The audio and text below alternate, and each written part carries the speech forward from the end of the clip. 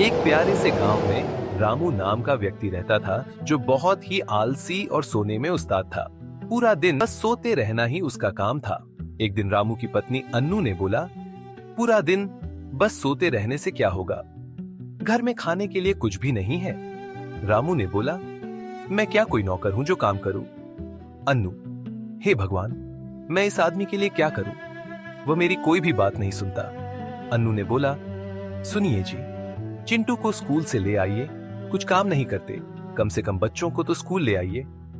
रामू, ठीक है, लाता हूं। रामू स्कूल के पास जाता है।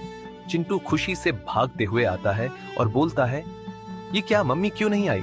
रामू ने बोला, बेटा, तेरी मम्मी ने ही तो मुझे भेजा है। चिंटू, पापा, टीचर ने कहा है कि अगर स्कूल की फीस नहीं दी तो कल से स्कूल आना नहीं।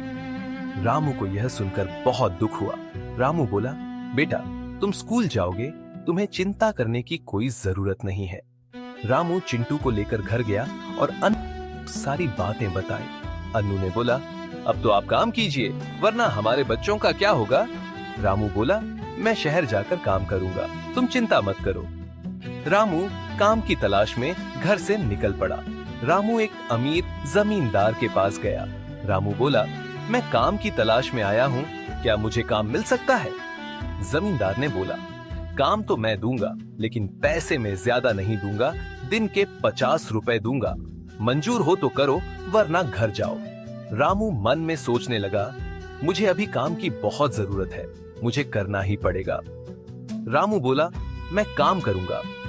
जमींदार ने रामू को गार्डन की सफाई, खेती और भैंसों का ध्यान रखने की जिम्मेदारी दी। रामू मेहनत से अपना काम करने लगा। रोज सुबह वह गार्डन में पानी देता, फिर भैंसों का भी ध्यान रखता और खेती भी करता।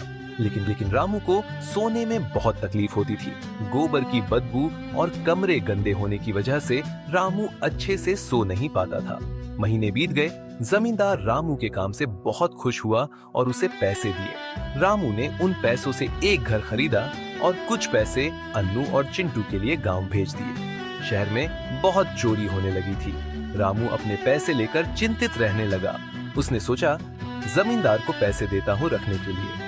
रामू सुबह जमींदार के पास गया और बोला, मालिक, ये पैसे आप अपने पास रखो, मेरे पास से चोरी हो जाएंगे। जमींदार बोला, मेरे पास पैसे मत रखो, मेरा एक दोस्त मुनीम है, उसके पास रखो। रामू मुनीम के पास गया।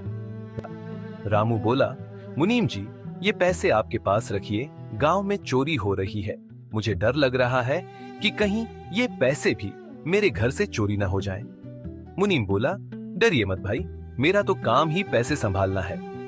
रामू ने मुनीम को पैसे दे दिए और वहां से चला गया। रामू जमींदार के काम में वापस लग गया और कुछ महीने बीत गए। मुनीम के पास अपने पैसे लेने गया। रामू बोला, मुनीम जी, मेरे पैसे दे दो, मुझे गांव जाना है। मुनीम हंसा और बोला, पैसे? कौन से पैसे? मैंने कोई पैसे तुमसे नहीं लिए, और जाओ, वरना बहुत मारे जाओगे। रामू, ऐसा मत करो मुनीम जी, दिए हैं पैसे आपको।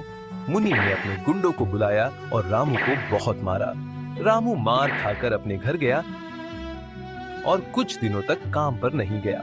जमींदार को चिंता होने लगी कि रामू काम पर क्यों नहीं आया। जमींदार रामू के घर गया। उसने देखा रामू को पूरी तरह चोट लगी थी और वह रो रहा था। जमींदार, रामू, किसने किया तेरा ये हाल, मुझे बताओ, मैं उसे माफ नहीं करूंगा। रामू, मालिक, मुनीम ने मेरे पैसे ले लिए और वह नहीं दे रहा है। जब मैंने उसे पैसे मांगे तो उसने मुझे बुरी तरह मारा। जमींदार को गुस्सा आया और रामू को बोला, मेरे पास एक तरकीब है। जमींदार ने रामू को कान में सारी बात बताई। रामू बोला, भगवान करे ये तरकीब काम आए। जमींदार और रामू रात में जब मुनीम सो गया तब उसके घर गए और सारे पैसे चुराकर अपने घर ले आए। अगले दिन मुनीम रोता हुआ जमींदार के पास आया। जमींदार बोला, आओ मुनीम जी, कैसे हुआ हमारे घर आना। मुनीम बोला, मेरे घर में चोरी हुई है, किसी ने सारे पैसे चोरी कर लिए हैं। रामू बोला, चोर के घर से चोरी कैसे हो सकती है मुनीम। जमींदार बोला, मुनीम जी, पैसे आपने लकड़ी के बॉक्स में रखे थे। तभी रामू वहां से बॉक्स लाया। मुनीम बोला, हाँ, यही बॉक्स है, वो मेरे पैसे इसी में थे। जमींदार, ये बॉक्स तो रामू का है, मुनीम झूठ बोलोगे तो बहुत मार पड़ेगी आज। मुनीम को अपनी गलती समझ आ गई। जमींदार ने अपने गुंडों को बुलाया और मुनीम की अच्छी तरह धुलाई की। मुनीम बहुत डर गया और वहां से भाग गया। जमींदार बोला, अब से ये किसी को हाथ नहीं लगाएगा।